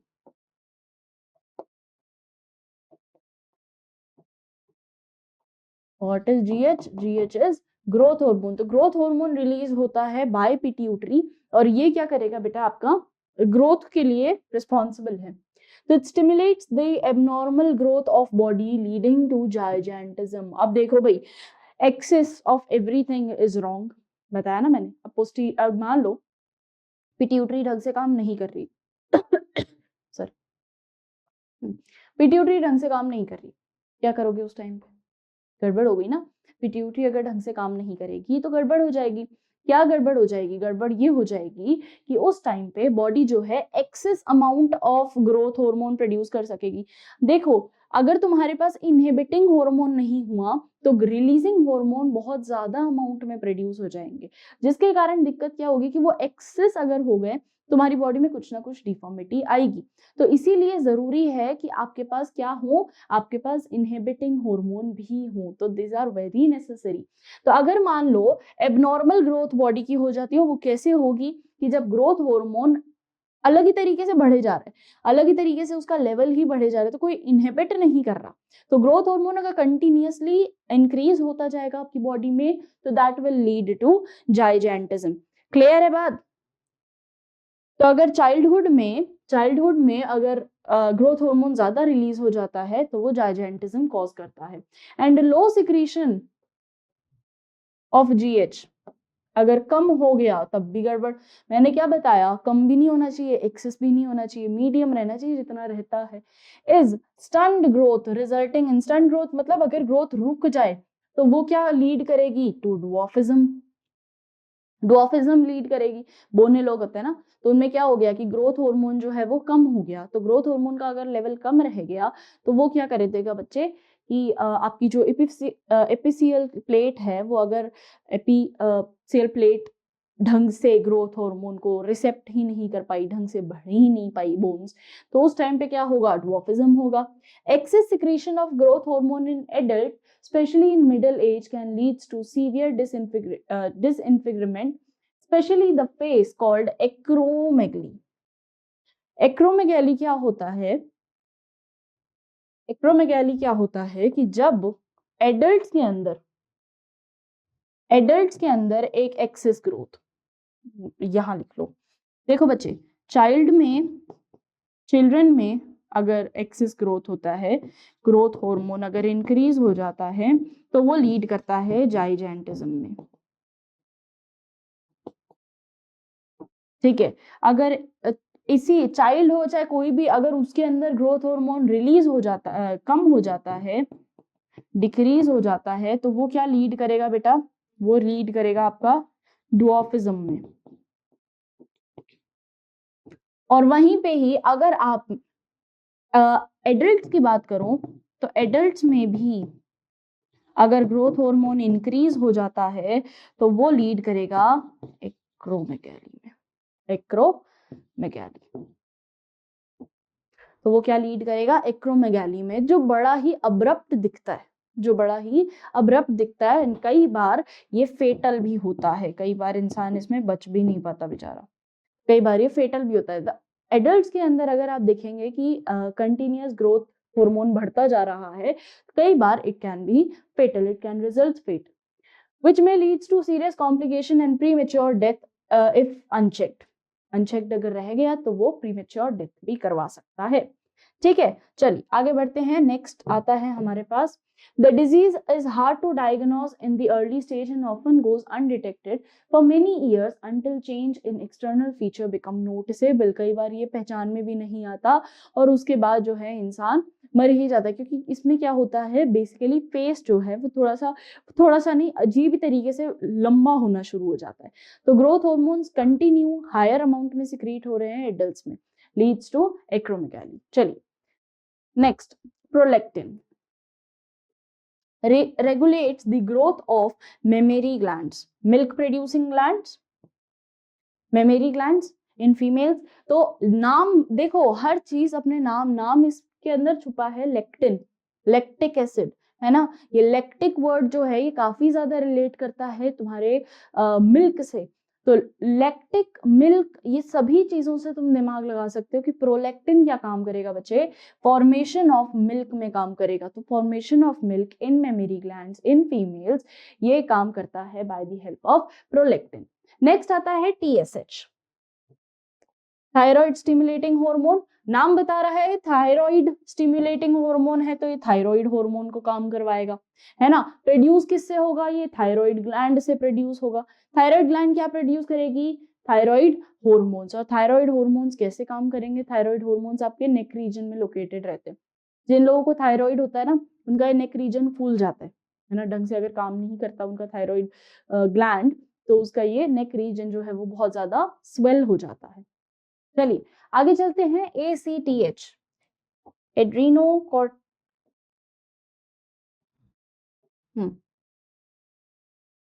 Adreno corticotropin releasing hormone, adrenocorticotropin releasing hormone, जो कि कॉर्टेक्स से रिलीज होगा, एड्रीनल कॉर्टेक्स से रिलीज होगा। और ये क्या काम करता है बेटा, stimulates and synthesise the secretion of steroid hormone called glucocorticoids from the adrenal cortex. तो एड्रीनल कॉर्टेक्स से फॉर्म होगा, अब नाम ही इसका यही बता रहा था। तो ये क्या काम करता है बेटा, आपके स्टेरॉइड हार्मोन्स को प्रोड्यूस करता है।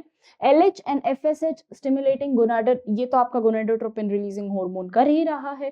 तो LH और FSH जो होते हैं आपके पास luteinizing hormone and follicle stimulating hormone, ये hormones are stimulated by the gonadal activities and hence are called gonadotropin releasing hormone. अब काम कैसे करते हैं ये, LH की अगर मैं बात करूं, प्रेजेंट दोनों में है, मेल में भी है फीमेल में भी है। मेल की बात करते हैं तो मेल में ये जो LH होगा, ल्यूटिनाइजिंग हार्मोन, ये सिंथेसाइज करता है और सिक्रीट करता है हार्मोन जिसको हम कहते हैं एंड्रोजेंस। कहां से सिक्रीट करेगा, टेस्टिस में सिक्रीट करेगा। ठीक है, सी एंड्रोजेंस को हम, एंड्रोजेंस के अंदर क्या होता है बेसिकली बच्चे, हम इनको कहते हैं LH को इंटरस्टिशियल सेल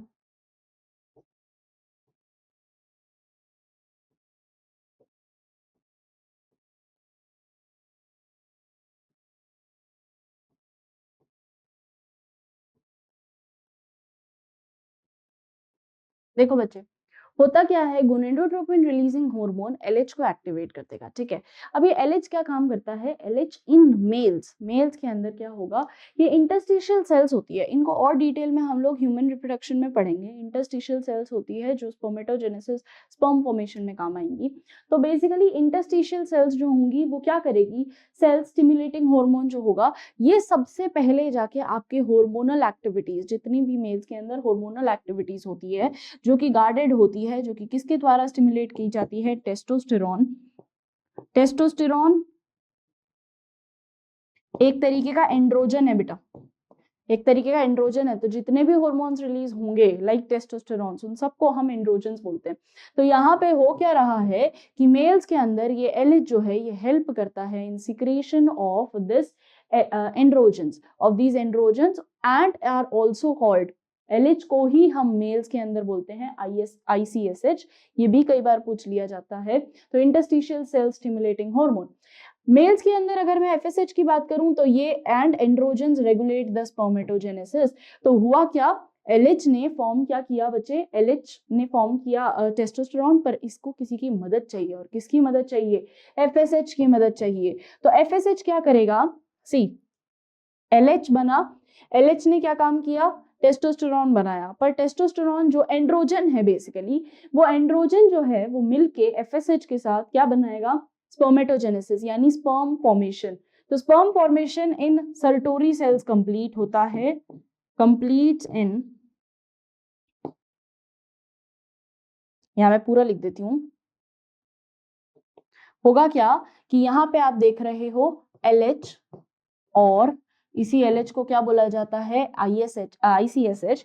ये ICSH से क्या होगा, एंड्रोजन्स एक्टिवेट हो जाएंगे, और ये एंड्रोजन जब FSH के कांटेक्ट में आता है, यानी फॉलिकल स्टिमुलेटिंग रिलीजिंग हार्मोन के कांटेक्ट में आता है, तो फॉलिकल स्टिमुलेटिंग हार्मोन से क्या होता है बच्चे, ये एक्टिवेट कर देते हैं किसको, स्पर्मेटोजेनेसिस के प्रोसेस को, बाय एक्टिवेटिंग सर्टोरी सेल्स। ठीक है, तो ये क्या करते हैं, दे एक्टिवेट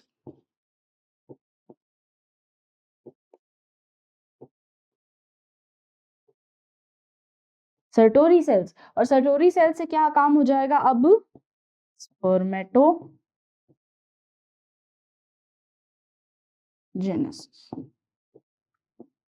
तो स्पर्मेटोजेनेसिस को कंप्लीट करवाने के लिए दोनों ही हार्मोन जरूरी हैं, LH और FSH। क्लियर है बात, समझ में आई। ये होता है प्रोसेस पूरा कंप्लीट इन मेल्स। तो मेल्स में LH जो होगा वो एंड्रोजन रिलीज करेगा, testosterone is one of your androgen, ठीक है, ये एंड्रोजन ही है बच्चे, ये एंड्रोजन रिलीज करेगा। एक एग्जांपल दिया मैंने टेस्टोस्टेरोन का, ऐसे एंड्रोजन्स रिलीज करता है, तो एंड्रोजन्स आर हार्मोन्स, ठीक है। फिर ये एंड्रोजन के साथ मिलके FSH जो होगा वो एक्टिवेट कर देगा सर्टोरी सेल्स को, और स्पर्मेटोजेनेसिस प्रोसेस बिगिन हो जाएगा। स्पर्मेटोजेनेसिस एक वो प्रोसेस है जिसमें स्पर्म फॉर्म होते हैं, formation of sperm is known as spermatogenesis. अब आते हैं फीमेल्स पे। फीमेल्स के अंदर, इन फीमेल्स LH क्या काम करता है, LH induces ovulation to fully mature follicles जिनको हम ग्रेफियन follicles कहते हैं, and maintains the corpus luteum formed from the remnants of the graphian follicle after ovulation. FSH regulates the growth and development of ovarian follicle in females. Ovarian follicle in females को regulate, अब देखो बच्चे होता क्या है ना कि females के अंदर, इन फीमेल्स सेकेंडरी ऊसाइट बनता है,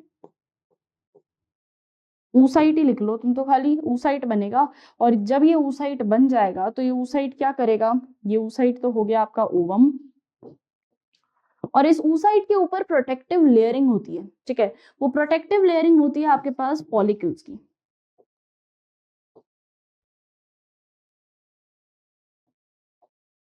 जिसमें से लार्जेस्ट जो होती है वो होता है ग्रेफियन फॉलिकल,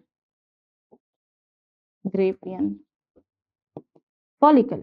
ग्रेफियन फॉलिकल क्या काम करता है, इस ग्रेफियन फॉलिकल को अगर मैं रप्चर कर देती हूं, जो कि LH की प्रेजेंस में रप्चर होता है, तो ग्रेफियन फॉलिकल जब रप्चर होता है in the presence of LH, if graafian follicles get rupture in the presence, ये इसके अंदर oocyte ऑलरेडी प्रेजेंट है, ठीक है, तो दिस इज oocyte, और बाहर की तरफ इसके पास है ग्रेफियन फॉलिकल। ये ग्रेफियन फॉलिकल रप्चर होता है बाय द इंड्यूशन और by the help of LH। LH क्या काम करेगा, इस ग्रेफियन फॉलिकल को तोड़ेगा। ग्रेफियन फॉलिकल जैसे ही टूट जाएगा तो ये किस में टूटेगा बच्चे, ये एक तो रिलीज करेगा oocyte, और दूसरा चीज ये रिलीज करेगा, and that is your Graafian follicle क्या रिलीज करेगा, corpus luteum,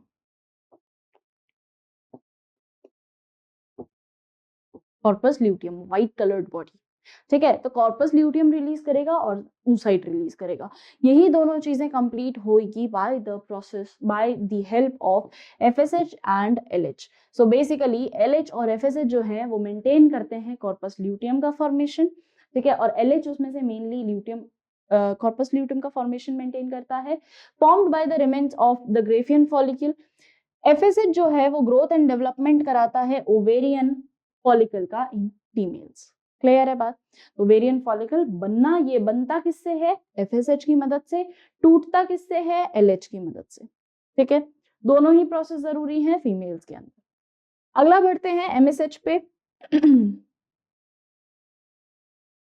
MSH melanocyte, melanin containing cells, regulates the pigmentation of the skin.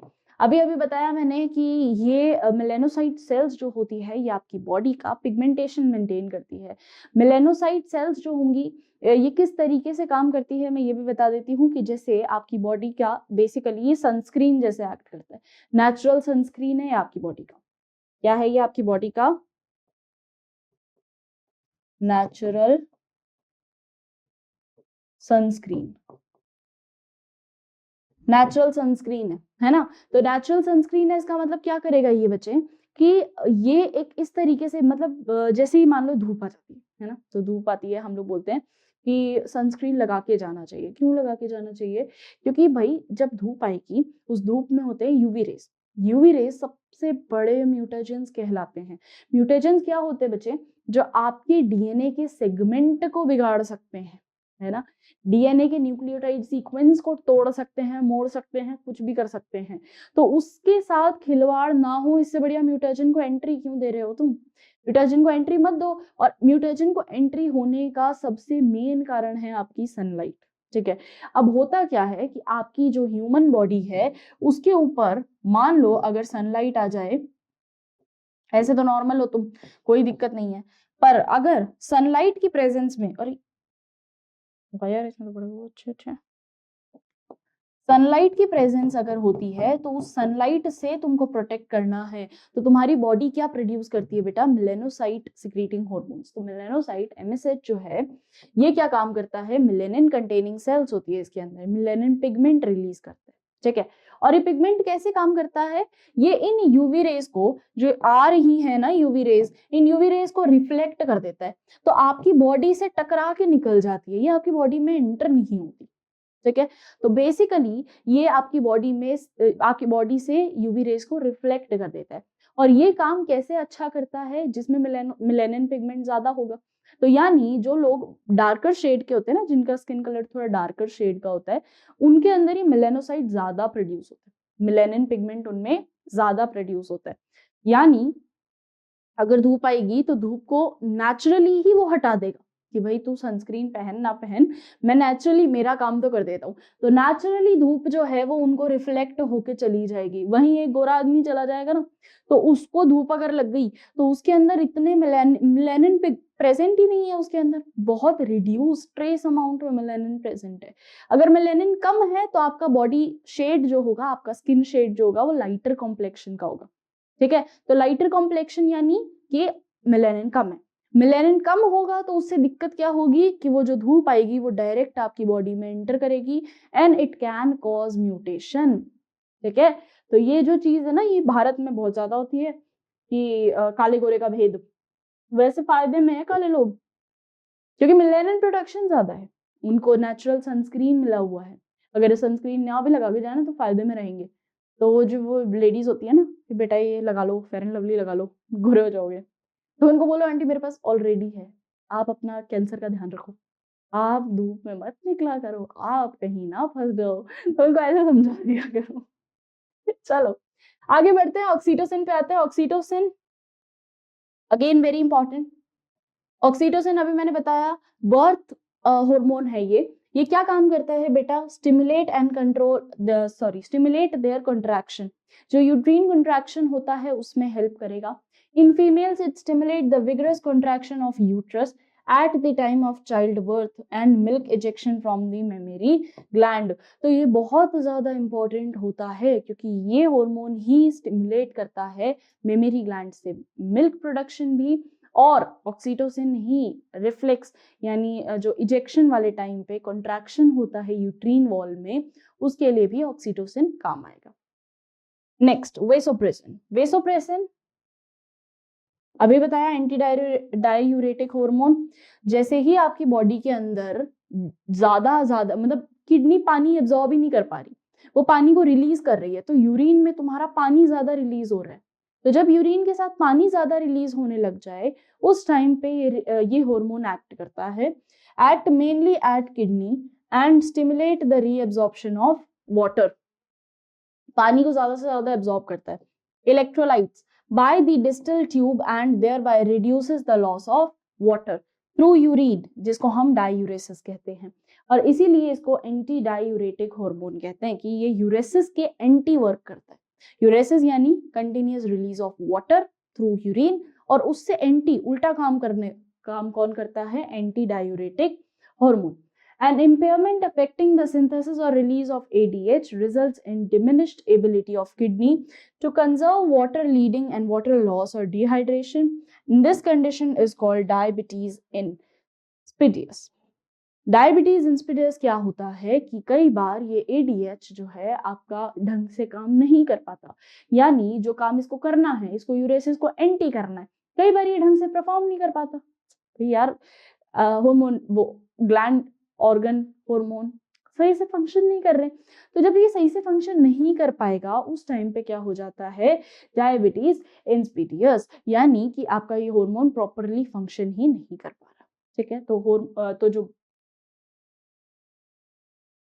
तो जितना भी सारा आपका यूरिन के साथ है वो पानी लॉस हो जा रहा है। ठीक है, अगला बढ़ते हैं पाइनियल ग्लैंड पे। तो पाइनियल ग्लैंड को हम इन डिटेल नेक्स्ट लेक्चर में देखेंगे, पर पाइनियल के बारे में थोड़ा सा इंट्रोडक्शन बता देती हूँ। ब्रेन में सिचुएटेड रहता है, अगेन वेरी इंपॉर्टेंट हार्मोन है, हाइपोथैलेमस से रेगुलेटेड रहेगा। हाइपोथैलेमस से रेगुलेटेड रहने का जरूरत क्यों पड़ता है मैम? हाइपोथैलेमस बेटा हर चीज को कंट्रोल करे बैठा है ना। अगर चीजें हाइपोथैलेमस के कंट्रोल में नहीं होंगी तो चीजें इधर उधर हो जाएंगी, तो उसको हाइपोथैलेमस से कंट्रोल होना बहुत ज्यादा जरूरी है। वहीं पे पिनियल भी यही काम करेगा, ये आपका हाइपोथैलेमस से कंट्रोल्ड रहेगा। और ये भी किस तरीके से लोकेटेड रहता है, क्या इसका स्ट्रक्चर रहता है, क्योंकि ये पी शेप स्ट्रक्चर, बहुत छोटे छोटे स्ट्रक्चर होते हैं ये। ठीक है, पिनियल तो फिर भी थोड़ा बड़ा होता है। आपका जो पिट्यूटरी होता है इसको तो हम मटर के दाने से जोड़ते हैं कि पी शेप स्ट्रक्चर, मटर का दाना देखा ना, मटर, वो मटर जितना है बस, तो वो मटर जितना है आपका पिट्यूटरी, तो देख लो वाइस प्रिंसिपल बन के बैठा था। तो इतना इंपॉर्टेंट हार्मोन है। अब जब तुम पढ़ोगे ना, जैसे पिनियल पढ़ लो या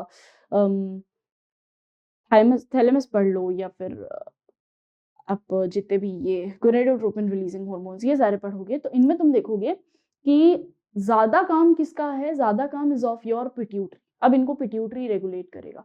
तो अब जितनी चीजें आएगी, थायराइड स्टिमुलेटिंग हार्मोन हो गया, GnRH हो गया, या फिर ये आपका एड्रीनल जो हो गया वो हो गया, तो एड्रीनल ग्लैंड, तो जितने ग्लैंड्स हैं उनको रेगुलेट करने का, उसमें हार्मोन रिलीज करवाने का काम सारा का सारा कौन देखेगा? आपका पिट्यूटरी। ठीक है, तो आई होप आज का लेक्चर आप सभी के समझ में आया होगा, आप सभी को समझ में आया होगा।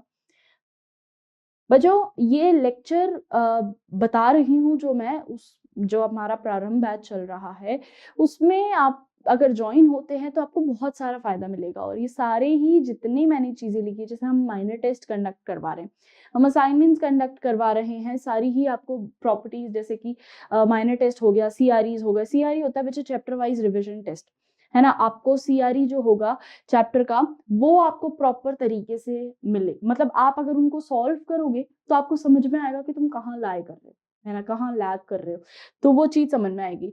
लेक्चर वाइज असेसमेंट तो तुमको मिल ही रहे, जितने बच्चे हमारे साथ जुड़े हैं उनको, और PYQ का वीडियो सोल्यूशन भी तुम्हें मिलेगा। तो जल्दी से प्रारंभ को ज्वाइन कर लो, फ्री ऑफ कॉस्ट है ना। और टेलीग्राम पे जो लिंक गिवन है, मतलब डिस्क्रिप्शन में जो लिंक गिवन है वो डायरेक्टली तुमको टेलीग्राम के चैनल पे ऐड कर देगा। ऐड हो जाओ जल्दी से, और यार वहां मिलो, क्योंकि वहां पे बहुत सारी चीजें हम लोग रिलीज कर रहे हैं, काफी सारे असाइनमेंट्स दे रहे हैं, सॉल्व करो। ठीक है, okay everyone, bye bye, have a great day, take care.